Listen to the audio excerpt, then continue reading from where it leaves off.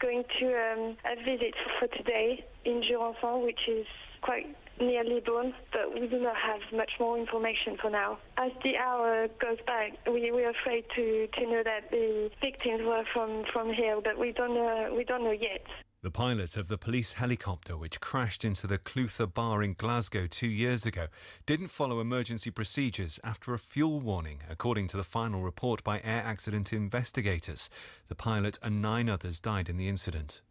Police are investigating a cyber attack on the website of the phone and broadband provider TalkTalk. The company, which has more than 4 million customers in the UK, says credit card and bank details may have been stolen. A state of emergency has been declared in 3 Mexican states in the path of a powerful hurricane, which is expected to hit the coast today. Hurricane Patricia has strengthened into a Category 5 storm, the highest rating on the scale. The government and Tata Steel have announced that £9 million is being given to support those affected by the restructuring of the steelworks in Scunthorpe. 900 workers are set to lose their jobs, but the Business Secretary, Sajid Javid, said the money will help. What we're doing today is that first we're welcoming the £3 million that Tata itself is providing for local support, but we want to match that, so we're going to add another £3 million to that amount to help local companies that can create jobs in that community. And at the same time, we're announcing another £3 million that will help with training opportunities, because there will be workers that can be retrained and help them seek out new opportunities. And 2 of Britain's best-known national parks are being expanded. The Lake District and the Yorkshire Dales will gain an extra 188 square miles from next August. That's the BBC News at 3 minutes past 12 on Next at 1. Thank you, Anthony.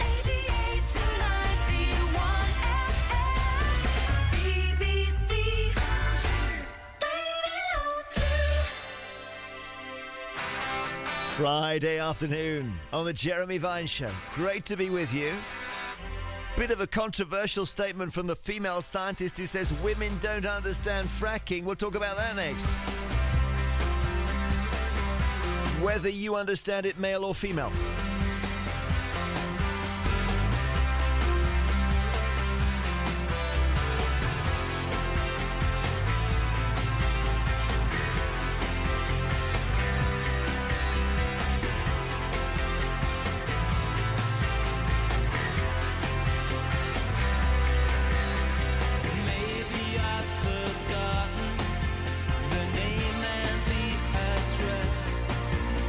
Everyone I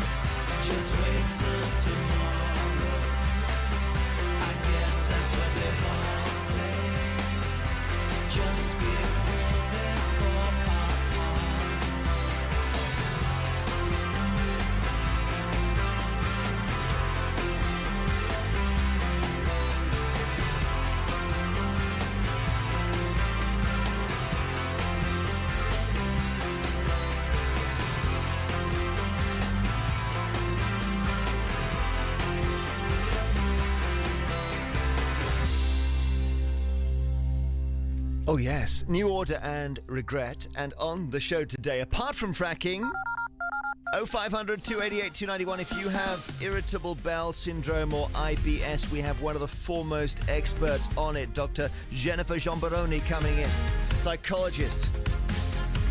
Plus, eating food off things that aren't plates, and pensioners swimming naked. Naked in Devon. Annoying anglers. We have a lot of annoyed anglers on the show. Now, first, women don't understand fracking is a headline in some of the papers today. It comes from a leading female scientist called Avril MacDonald.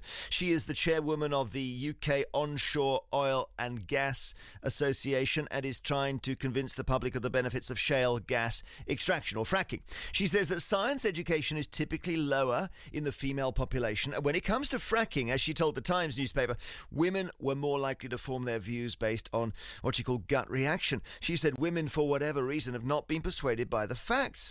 And research by the University of Nottingham suggests that she might be right, because less than 32% of women are in favour of fracking compared to 58% of men. Is there a gender gap on fracking? Or maybe women are better informed and that's why they're against it. Who knows?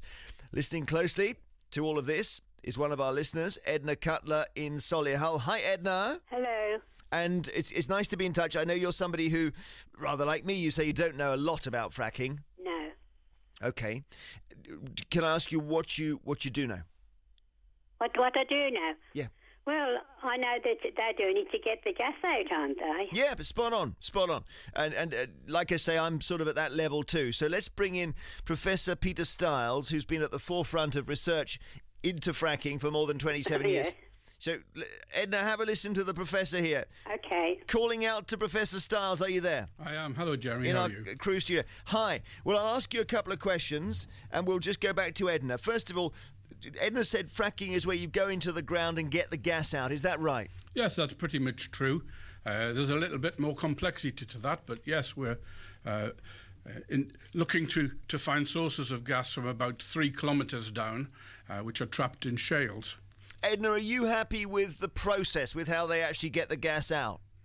Well, I suppose it's got to be done, hasn't it, one way or another? Yeah, and any idea on how it's done? No, not Shall we- really. Shall we get the prof to tell us? Please. All right, Professor?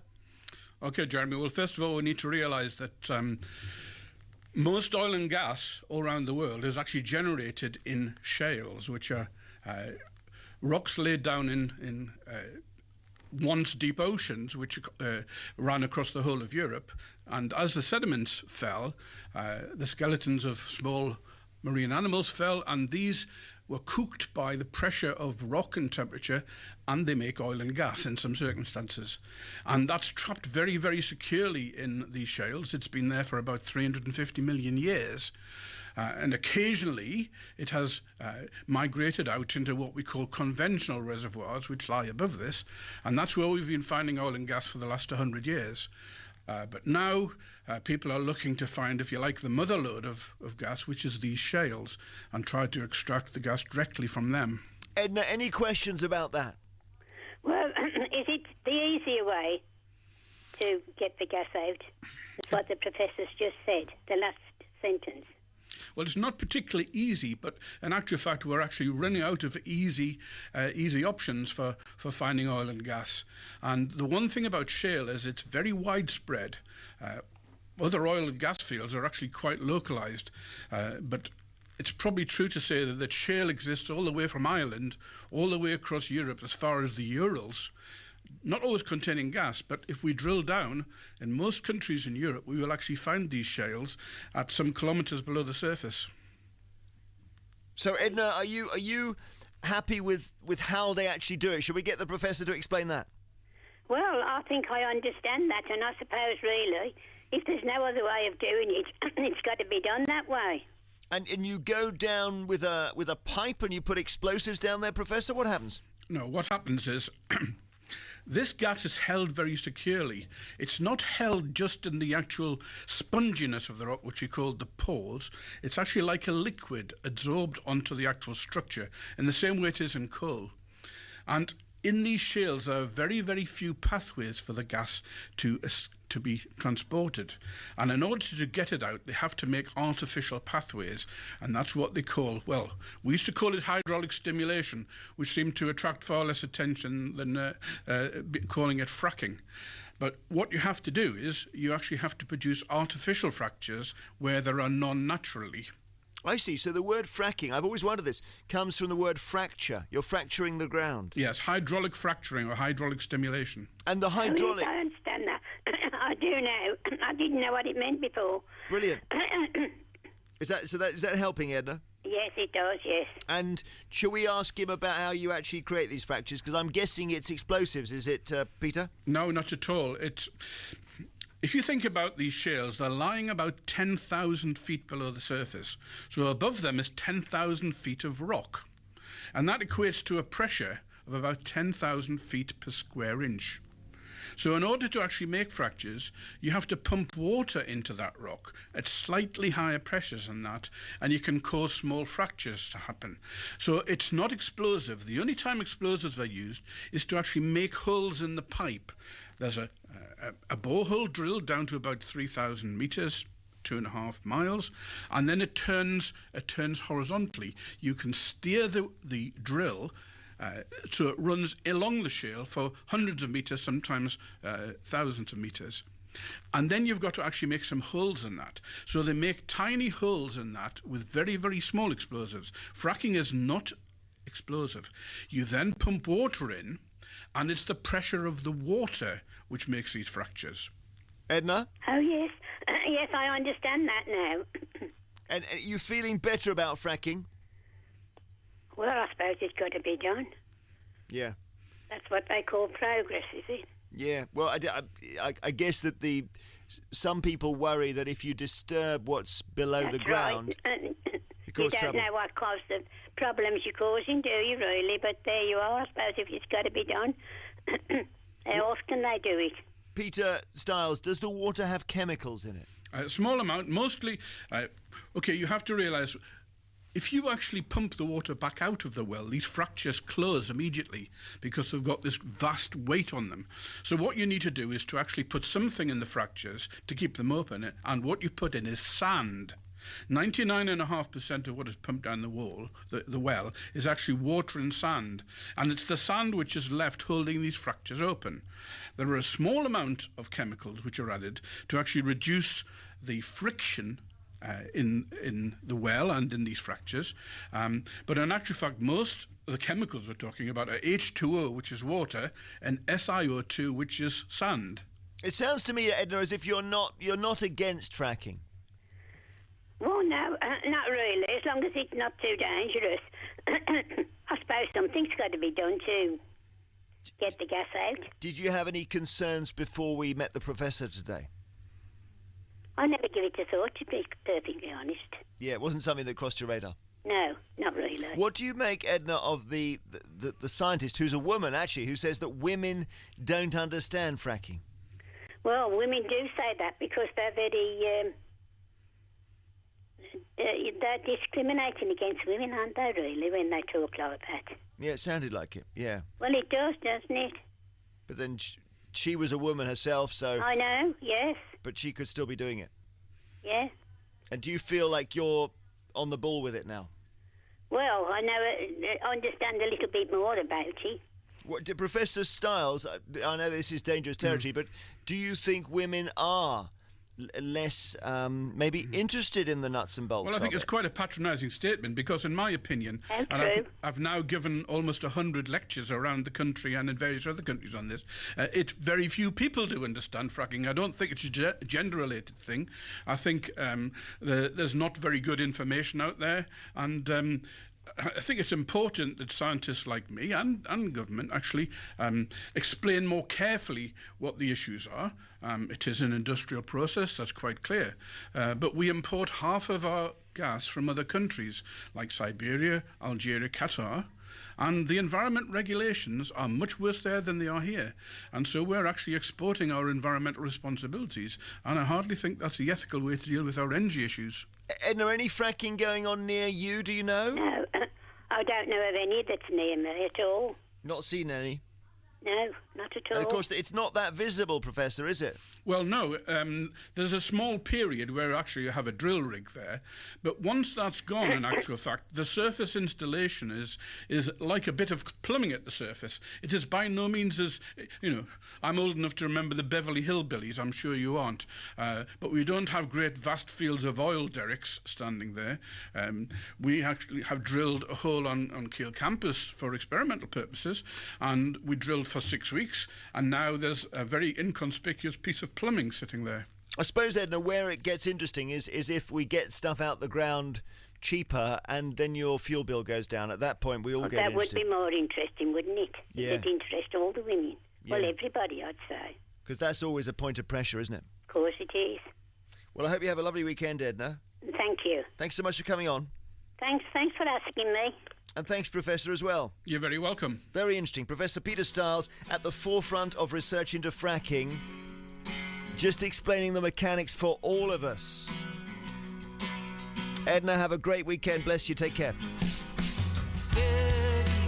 Have to do this. I was thinking that you could be trusted. Have to ruin what was shining. I'm so rusted. Have to hit me where I'm weak, baby. I couldn't breathe and rub it in so deep, salt in the one like you're laughing right at me. It's so sad to think about the good times, you and I. 'Cause baby, now we got bad times. You know we used to have bad times. So take a look at what you've done. 'Cause baby, now we got bad times. Now we got problems. I don't think we can solve them. You made a really deep cut. And baby, now we got bad times. Think we'd be fine. Got scars on my back from you and I.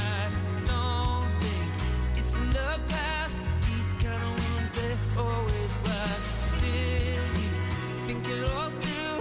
All these things will catch up to you. Time to heal, but this one's coming my way. It's just a song. It's so sad to think about the good times, you and I. 'Cause baby, now we got bad love. You know we used to be mad love. So take a look at what you've done. 'Cause baby, now we got bad blood. Baby, now we got problems, and I don't think we can solve them. You made a really deep cut, and baby, now we got bad blood. Band-aids don't fix bullet holes. You say sorry just for sure. You live like that, you live with a ghost. If you love like that, your blood runs cold. And baby, now we got bad love. You know I used to be mad love. So take a look at what you've done. 'Cause baby, now we got bad blood. Now we got problems, and I don't think we can solve them. You made a really deep cut, and baby, now we got bad blood.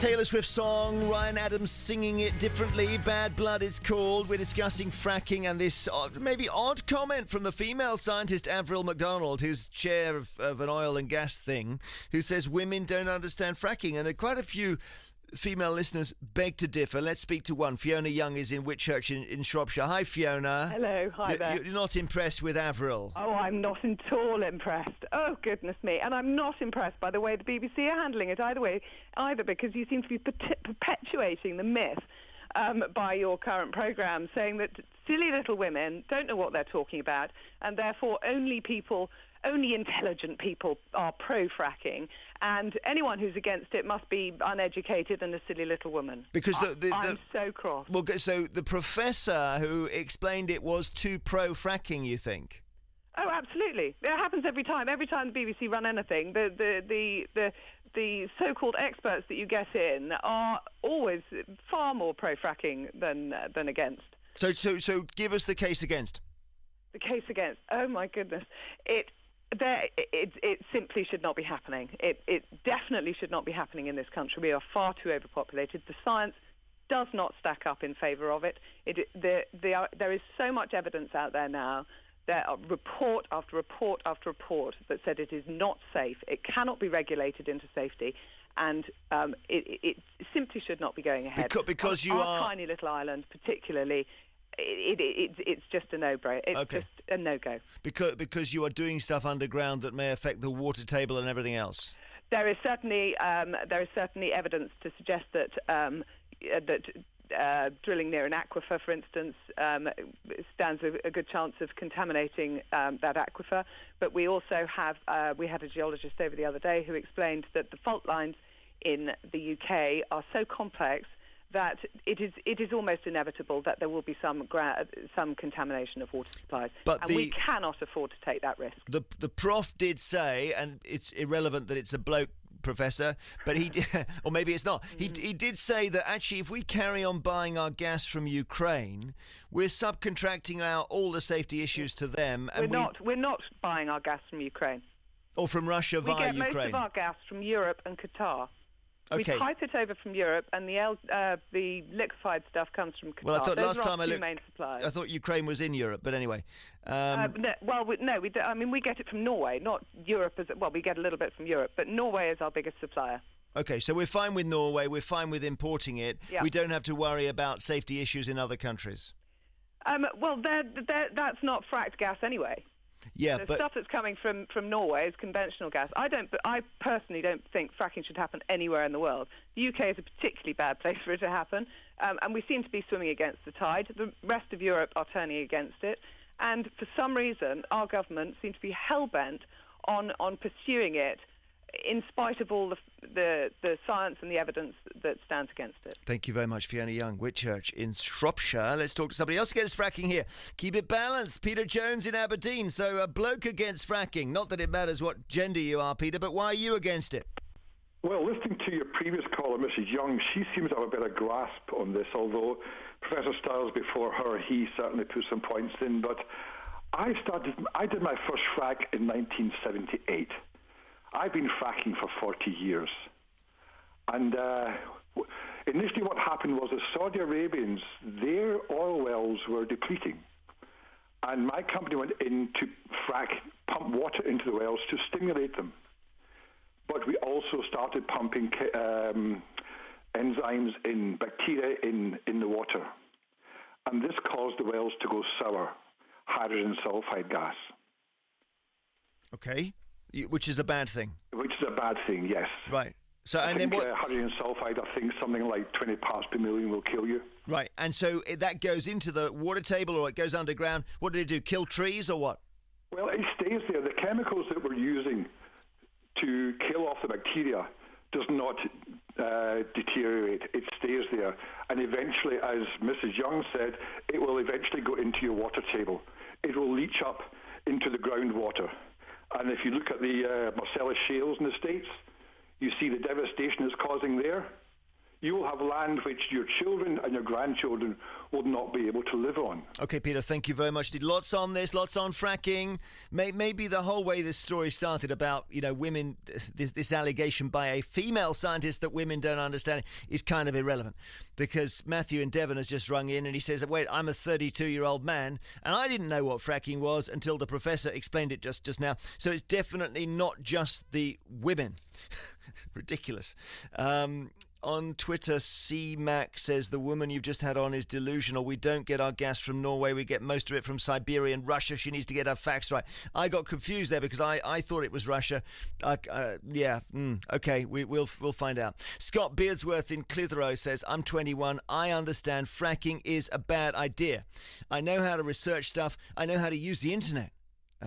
Good for you. To get in contact with someone in California and ask about fracking. I'm worried for my town's health if it comes here. So they go underground, they do stuff, they put high pressure water in with some chemicals and sand. They adjust what is happening below the ground, and that's what worries people. David Graves is in Aberdaron, North Wales. I used to work in the utilities industry. We've been fracking since 1947. Coal mining was far more dangerous. We put up with that long term. Fracking's not perfect, but it is less polluting than coal, and it is a crucial medium-term solution, he says. For almost 3 decades, BBC Radio 2 has given a stage to the best young singers. Join Diane Louise Jordan for the grand final of the Young Choristers of the Year. We have, especially for you, some of the very best young musical talent from across the country. 8 finalists compete in the majestic surroundings of St Martin in the Fields.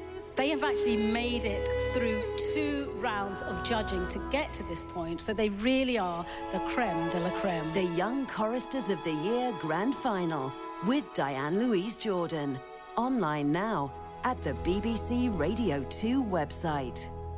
So we have lots of female listeners ringing up saying, excuse me, I do understand fracking. I don't need to be told I don't by another woman. Sarah has texted, I feel insulted that a woman supporting the oil industry has said that women don't understand fracking. We do understand it as much as men. Maybe we just feel that with the state of the environment and climate change, it's time to look for a more sustainable alternative. Women as mothers maybe have more concern over the state of the planet that we're leaving for our descendants. The fracturing of rock to access oil and gas has many environmental impacts, including the pollution of groundwater. We continue to poison our resources in the name of progress. So just like what Fiona was saying. Kathleen Riordan in Seabrook in Kent says it is nonsense to suggest that women don't understand fracking. I understand it just from reading up on it. It's not that complicated. It's true, it is quite a simple thing when the guy explained it. The question is whether we understand the consequences. Luke Appleby says, this is ridiculous. Women of modern day society know exactly what fracking is. Andrew Burt says, this is just more patronising academics. I'm a man. I don't understand cricket or the offside rule. Where is my lecture? All right, let's have a look. Sources of UK gas imports in 2014. Here we go. Pipeline Norway, 57%. You're right, Fiona. Qatar, 24. Netherlands, 15. Belgium, 0.8. Barely at the races. Nigeria, Trinidad, Algeria, very small. No mention of Russia? That's printed out saying sources of UK gas imports in 2014.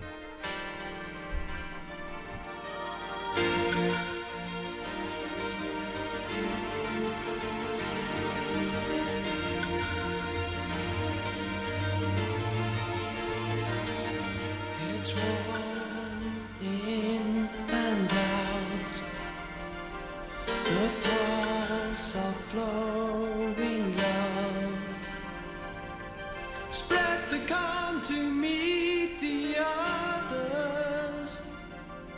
Pleasure fills with love till dawn. It's warm in and out, the call for sacred hours. There's a chant of newborn singing, the magic force of your feelings. The first picture of you, the first picture of summer, seeing the flowers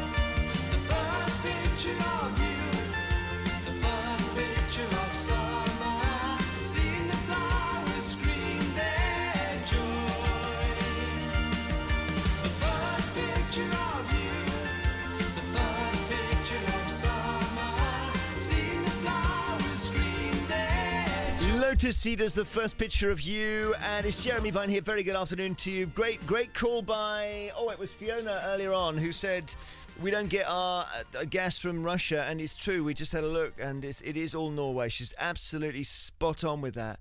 And there may be some Russian gas that comes via Holland, but not very much. We're interlinked in other ways, but that's not one of them. Great call. And in terms of the original story where the female scientist said that women don't understand fracking, Andrew Burt says, this is just more patronising academics. I am a man, and I don't understand cricket or the offside rule. Craig Murray says, I understand fracking just fine. It's about exploiting a very limited natural resource that the process of extracting can cause huge environmental damage while making a few people rich. And we are on that territory a lot with fracking about the unforeseen consequences. We still don't really know what they are. From Broadway to the West End, BBC Radio 2 celebrates the world's finest musicals. And this year, we're bringing you coverage of the London Theatre Awards. Right now on our website, you can vote for the winner of the Radio 2 Audience Award. Just go to the Radio 2 website, where you can choose from 5 nominated productions, and they are Assassins, Beautiful, the Carole King musical, Bend It Like Beckham, Gypsy, and Kinky Boots. To vote for your favourite, go to the BBC Radio 2 website. Voting closes Sunday night at midnight. Coming up later, we talk to Dr. Jennifer Giambaroni, who is a psychologist who specialises in irritable bowel syndrome, or IBS. Affects a lot of people, a lot of younger women particularly, and it's all a question about, is it caused by something physical or is it the brain-gut connection? Jennifer spends her whole life working on this, so you can call to speak to her 0500 288 291, email vine@bbc.co.uk. We just thought it'd be a good one to do because we know how many people it affects. Meanwhile, last night David Cameron took the Chinese President Xi Jinping of China to his local pub for a pint of IPA and some fish and chips, and as locals in Buckinghamshire looked on, the two world leaders propped up the end of the bar and waited for their meal. Just imagine, when the food was presented on a piece of wood with the chips served in a tiny wire basket, did the Chinese president think, just give me a plate? People might recognise the feeling. Waiter? Yes, sir. How can I be of assistance? What the hell is this? The fish and chips you ordered, sir? No, not the fish and chips. This. The table, sir? Is there a problem? No, not the table. This board. Why have you served me greasy fish on a piece of wood? That's the, well, it's the trend these days, sir. I couldn't care less about trends. Why is it on a board? What's wrong with the plate? I really can't help you there, sir. Would you like another glass of wine on the house, perhaps? No, I don't want a glass of wine on the house. I want a piece of fish, not on a wooden board soaked through with oil. I want it on a plate. I don't want a tiny handful of organic peas that fly into my lap off this stupid plank of wood every time I try to skewer one. I want them on a plate. I want my skin on thrice cooked chips, cooked skin off once will do, and crucially, instead of being in a stupid miniature wire rack which just keeps falling off this plank of greasy pea-strewn wood, I want them on a plate. I just want fish and chips and peas on a plate. Is that too much to ask? I'll just get my manager, sir. Do you recognise the feeling? These days it seems more and more restaurants are trying to stand out from the crowd by serving up meals on novelty tableware. The list of alternatives to proper plates is endless. You want a full English breakfast on a shovel? No problem, someone does that. Lovely bread served in a flat cap? Yep, there's a place that does that too. Why do so many food establishments think we are now prepared to have our dinner served on a plank of wood or a miniature shopping basket or a shovel or a shoe? There's a place in some of our big cities called Pain Quotidien which has reinvented the coffee cup without handles. So you don't have a handle on it. What's the point of that? Perhaps you've been out to eat recently and you were aghast when the waiter brought you your meal served inside part of a toilet. That happens as well. 0500 288 291. Email vine@bbc.co.uk. Joining us now is Mike Parry, journalist, doesn't like this. And first, let's go to Trish Hoy at the Ticket Hall restaurant on the Isle of Man, because you serve breakfast on a shovel. Yes, we do. Yes, we're quite famous for our shovel breakfast, yes. And do you mean a full-length shovel, like a spade, garden spade? No, just like you'd, like a normal-sized domestic shovel. I see. So what sort of length is that? 2 feet, 3 feet? Probably 2 foot. Okay, and it's got a wide sort of base to it, I guess, so you can easily serve breakfast on it. Yes, Mm-hmm. Yeah. Well, what made you decide to do that, Trish?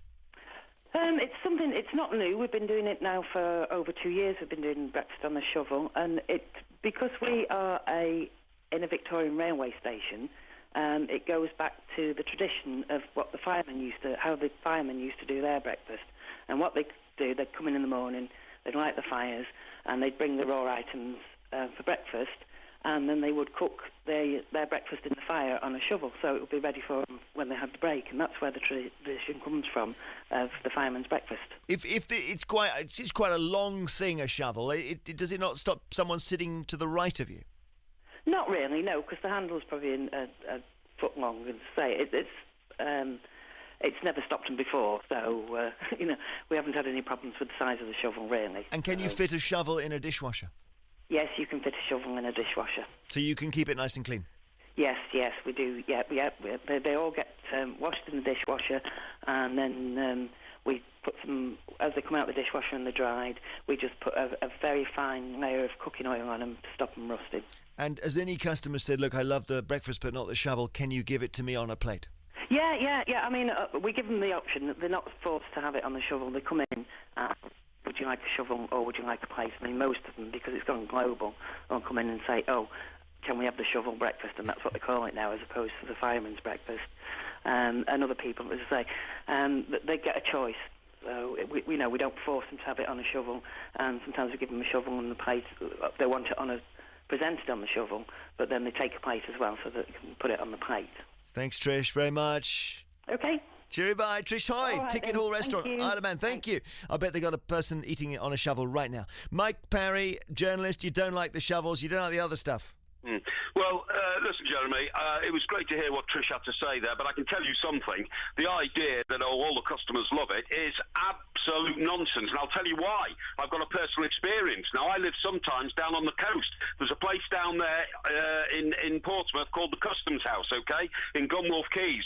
They started serving their fish and chips on a bit of wood.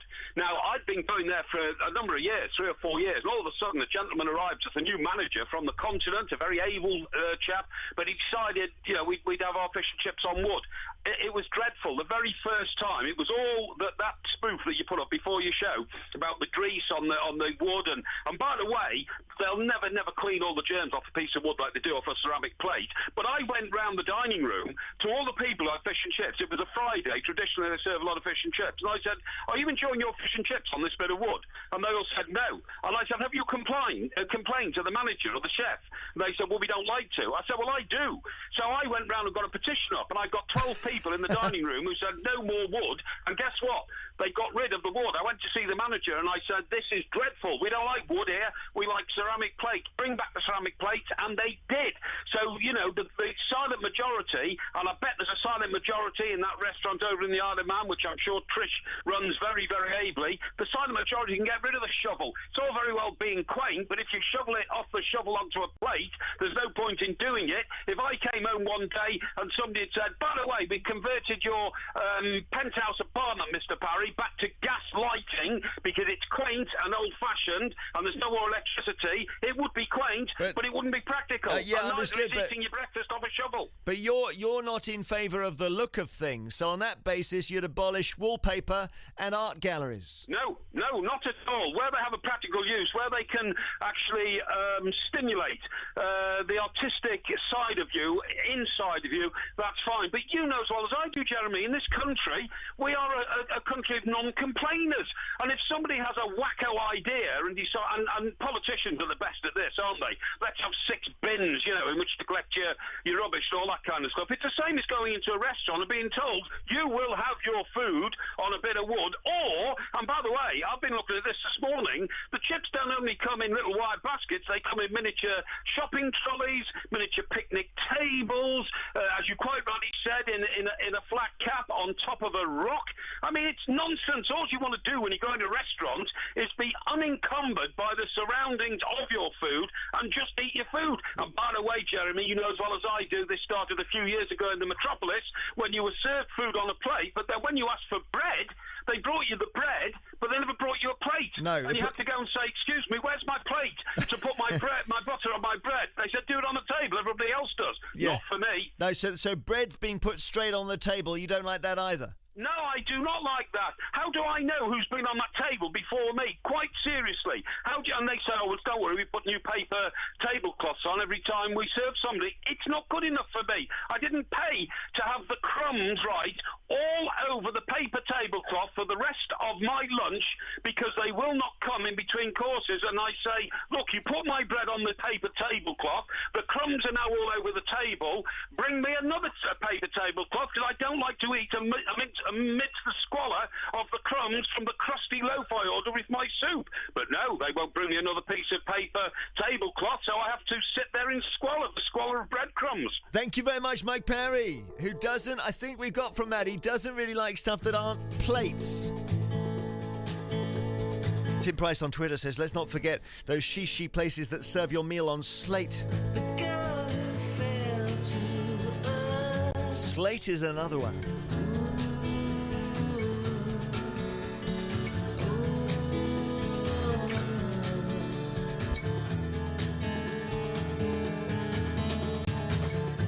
She gets her kids from science.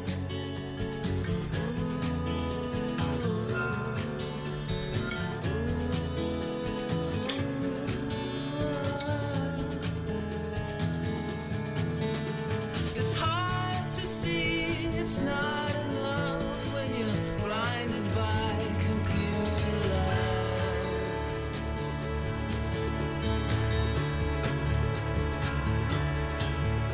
So tear it down, play it rough. You don't mean to mess it up.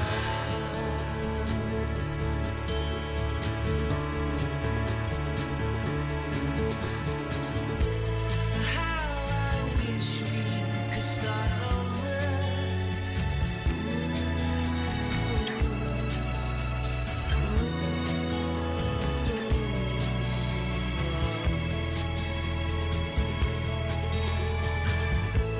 You wear your elastic heart on your chewed up sleeve.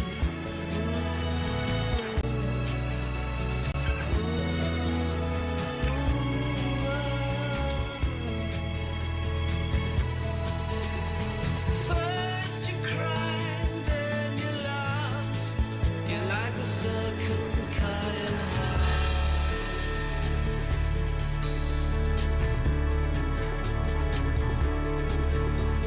Another night of broken sleep. I comfort you, I want dreams.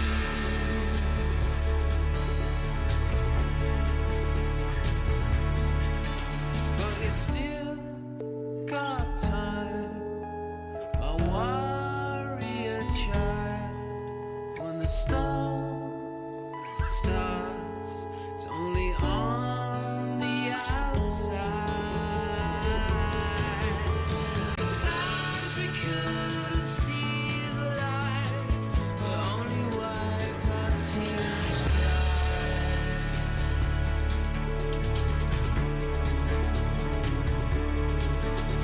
I know you're there, I know it's you. The girl inside is breaking through.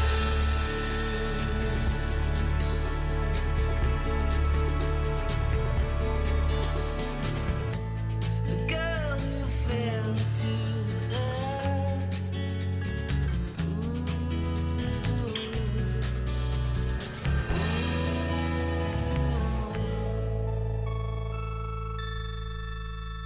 Thought you might like to hear that because I noticed that Gaz Coombs, who it was, is nominated for a Mercury Award. So there we are. That's all kind of new and happening. And it's called The Girl Who Fell to Earth. See how on it we are here. Are we so trendy that we have food served on things that are not plates? That's the really big question. And have you been to a restaurant, maybe just a pub, and, you know, out comes the food and it's on a piece of slate or something they can't properly clean? Because by definition, wood is just a complete germ factory, isn't it? I mean, it must be. So on Twitter, David Rudforth says, I'm okay with slate and breadboards, but drinking out of jam jars, no, I will send that back. It's ridiculous. That's true, actually. Give us something in a jam jar. Alan Coolbeck says, I had breakfast on a shovel in that Isle of Man cafe. It was grand. It's just like a coal shovel. Tell Mike Parry to get a life. Mike was the one who was shouting a lot there. Lots of comments on Twitter about dear old Mike, and maybe there are other things to be angry about. There's no point saying it, is there? Linda in Glasgow emails, my hubby's just returned from Singapore, and one night they were taken to a so-called special seafood restaurant where they all had to wear white plastic aprons and sit at tables with plastic disposable tablecloths, and the waiter then came over with a plastic bag full of food and emptied it into the centre of the table, directly onto the plastic cloth, and the guests then were just invited to help themselves using only their hands with no plates or cutlery. That sounds like a joke. May Thompson in Perth. How are you, May? Hi, I'm fine, Jeremy. And, so nice to hear from you. Your daughter and you went out in Poole, I gather. I've just come back from Poole from being on holiday with my daughter. Oh. And we went into this pub and we ordered our food. And then my friend who was with me said, because I'm a blind person, let you feel this, what Dawn's got our chips in. And it was a baked bean can. Oh, really? Yeah. And all been washed out, obviously. Obviously. How weird is that, though?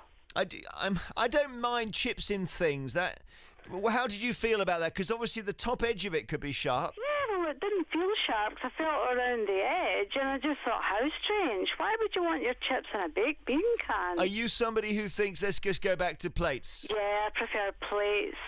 Definitely. I got served, I was mentioning it, coffee in a cafe the other day with a cup without handles, and I thought we are now we're de-civilising now, we're going backwards. I know, it's absolutely ridiculous, isn't it? Yeah, well, I suppose it's just one of these things people want new novelty, don't they? Yeah, I suppose so. So I just thought I would tell you that one because I'd never heard of that one before. And the pool you went to was the pool in Dorset, was it, May? Was. Was it nice? Oh, yeah, lovely down there. Weather was lovely. Good for you. Really nice. All right, lots of love. Take care. Okay, thanks, Jeremy. Bye. See you, bye. Liz Stirrup in Lancaster. You're the manager of a restaurant, Liz, so are you using a bizarre plate substitute? Not necessarily bizarre, but we do have... My issue with using strange plates, it's not usually the waiting on staff that have any input to what they can carry, because some of these plates are really, really heavy. It's more about, for example, we have these cheese boards and they're not dishwasher safe because the detergent in the dishwasher discolours them, so they have to be hand washed, which isn't particularly practical from a hygiene point of view either. And then you get these pieces of slate that they say, oh yeah, they're dishwasher safe, but they have little felt feet on the back of them, and then when you put them in the dishwasher they fall off, so they're not particularly practical. I've had where we've had places in Lancaster where they've decided to serve fish and chips on edible paper, which it just sticks to everything. It doesn't exactly make it where, oh, that was tasty, because you've got bits of paper that are in your mouth. Well, I was going to say, stuck to them, and you think, oh yeah, it looks great when it comes. Yeah. But my point is that I don't think it's particularly serving food on a shovel or a piece of slate or a piece of wood. I think that people should go back to nice, clean crockery that's dishwasher safe and it's easy for waitresses to carry, but it's the content of the food and it's the quality, and I think it gets missed somewhere along the line because things are going on wacky bits of wood or wacky bits of whatever. I wonder it's detracting from the actual quality and of the food. I wonder if you go to the very, very best restaurants in the country, I wonder if I bet they're on plates there. I bet they are. Plates, and they're on lovely plates. And fine, the food's in the middle, but the plates are sparkling white and they're crystal clear, you know, and it looks so much better than being on a big, fancy, square, flowery plate where the food's got lost in the middle, but the plate's lovely and cost a fortune. No, I think it should go back to places setting the trend with the food rather than serving it on a shovel. Thank you very much, Liz Stirrup. Okay, she's the manager of a restaurant. Bill Palmer in Dronfield says there is a pub in Sheffield that serves food in dog bowls, and that is very popular with, have a guess, students. When you try your best but you don't succeed,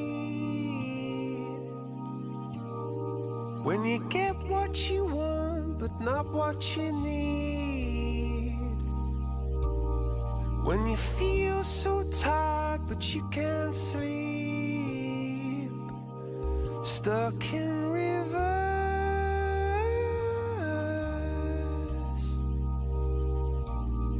and the tears come streaming down your face. When you lose something you can't replace,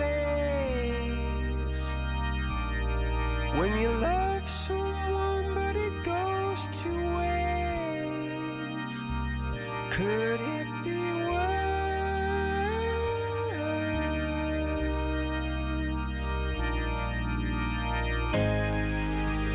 Lights will guide you home and ignite your bones, and I will try to fix you.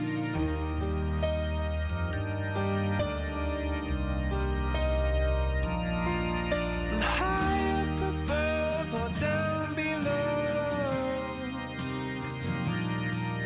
when you're too in love to let it go. But if you never try, you'll never know just what you were.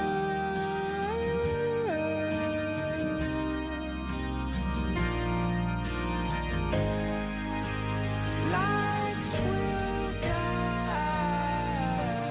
you home and ignite your bones, and I will try to fix you.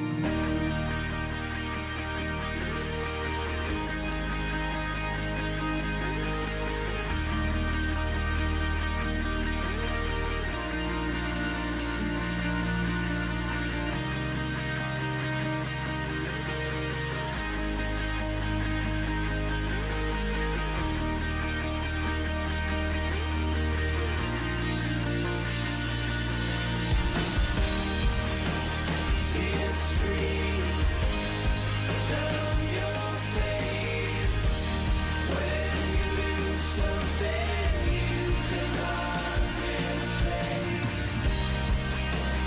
Tears stream down your face,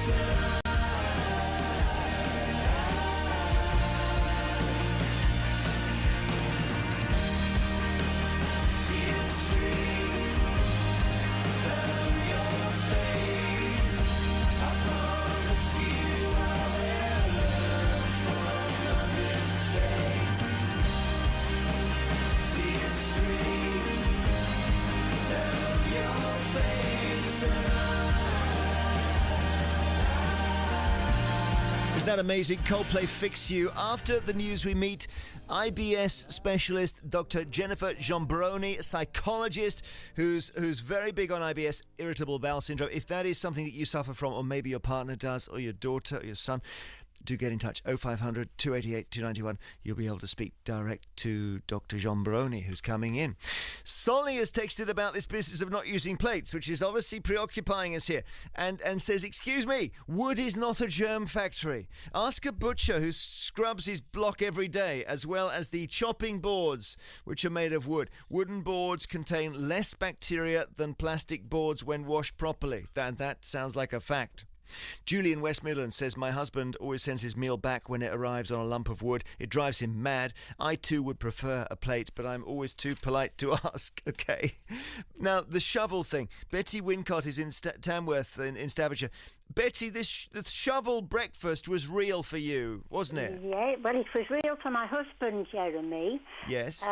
This was back in 1950s when we got married.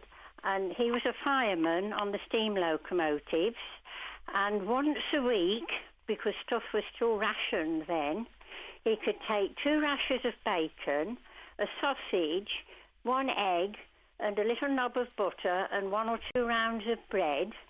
And he used to wash the shovel off with the hose pipe, which was attached to the boiler of the locomotive, so they'd got real boiling water, of course. Yeah. and put it all on the shovel, hold it in the fire for, well, perhaps a minute, and take it out, and he used to say nothing ever tasted better. How wonderful. So he had rashers of bacon and eggs, did he, or not? Yes. Eggs yes, as well? Two rashers of bacon and 1 egg and 1 sausage. And he would eat it off the shovel, Betty? Yes. They had to, didn't they? What else could he eat it off? Oh, what a great story. So the shovel breakfast is a real thing for you? The shovel breakfast is a real thing, and the shovel had to be used for all sorts of things as well, particularly when they were on the trip from Birmingham to Carlisle, which took 7 hours or so. No stopping, because it was a freight train. And they used to wash the shovel off with the hot boiling water from the boiler, and it was used for everything, Jeremy. But he always said that his breakfast never tasted better than when he had it off the shovel. Thanks, Betty. Lovely Okay, thought. Bye, Jeremy. Cheery bye. Thank Bye. you.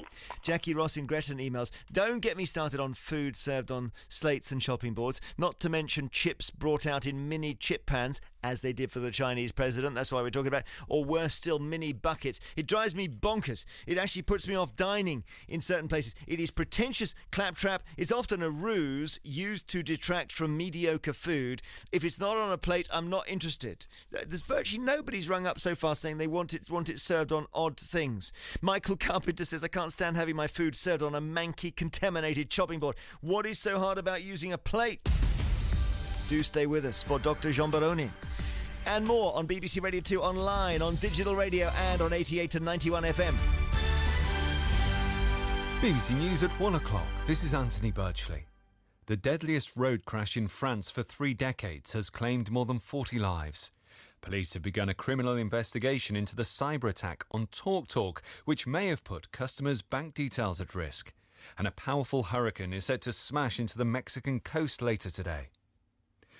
More than 40 pensioners on a day trip have been killed after their bus collided with a truck and burst into flames in southwestern France. It's the country's worst road accident for 30 years. From Paris, Hugh Schofield reports. At 7:30 this morning, the bus carrying a party of retired people had just set out for a day trip further south. Driving through vineyards along a twisty, narrow road, the bus was passing through the village of Puissaga when it crashed into a lorry carrying timber going in the opposite direction. It appears that the lorry driver had lost control of his vehicle at the bend and it had swerved across to the other side of the road. The bus driver tried to avoid the lorry, but it was too late. He managed to open the doors of the bus so a handful of passengers got off, but the rest, 41 people, were caught in the conflagration. The head of TalkTalk says she's very sorry for the frustration and worry caused to customers after a major cyber attack on the firm. The telecoms company says personal and banking details of up to 4 million customers may have been stolen. The chief executive, Dido Harding, said it was too early to know exactly who was affected. In the case of millions of lines of data, I can't confirm it, and it would be wrong of me to do that, which is why I am in a sense saying that there is a risk that all of our customers' personal data has been accessed, and therefore we are taking that very, very seriously and looking to make sure that we can help our customers protect themselves. A short time ago, TalkTalk disclosed that the hackers who gained access to the accounts of its customers had demanded a ransom. The final report into a police helicopter crash in Glasgow 2 years ago has said the pilot failed to follow emergency procedures after a fuel warning. He and 9 others died when the aircraft ran out of fuel and crashed into the Clutha bar in the city centre. Investigators say the aircraft had sufficient fuel in its main tank, but switches allowing it to be sent to the engines were in the off position. President Xi Jinping of China has visited the Manchester City training ground on the final day of his state visit to the UK. Hundreds of British-based Chinese people gathered in the city for his visit, but there were also some protests at his country's human rights record.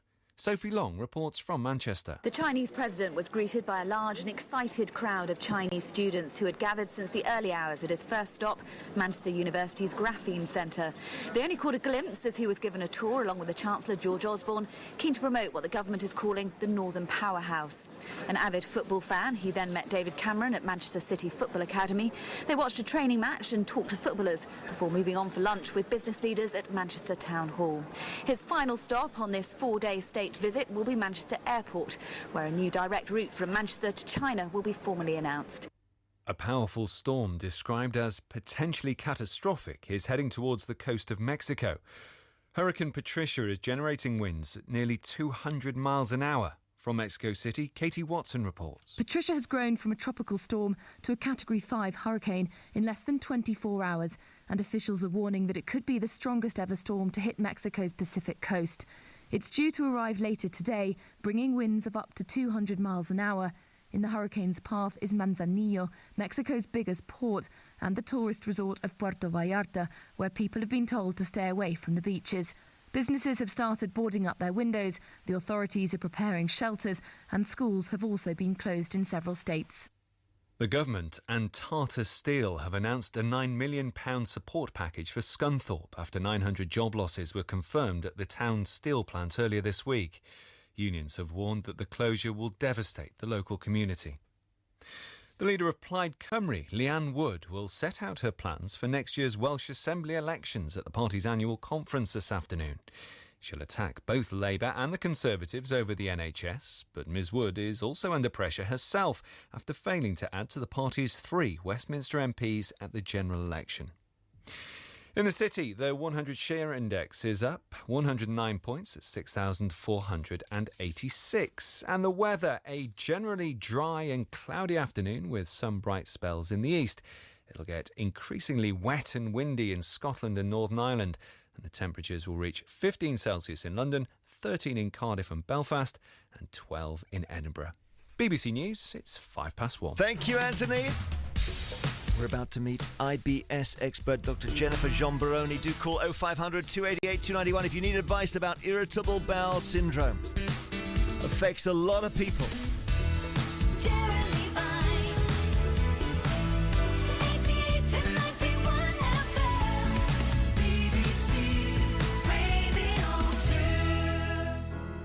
Meanwhile, a quick last practice of my waltz.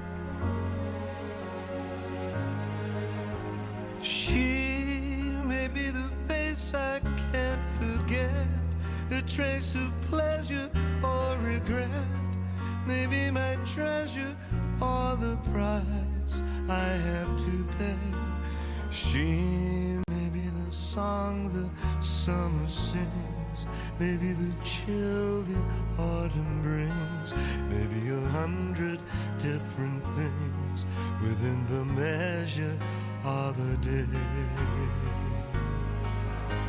She may be the beauty or the beast, maybe the famine or the feast, may turn each day into a heaven or a hell.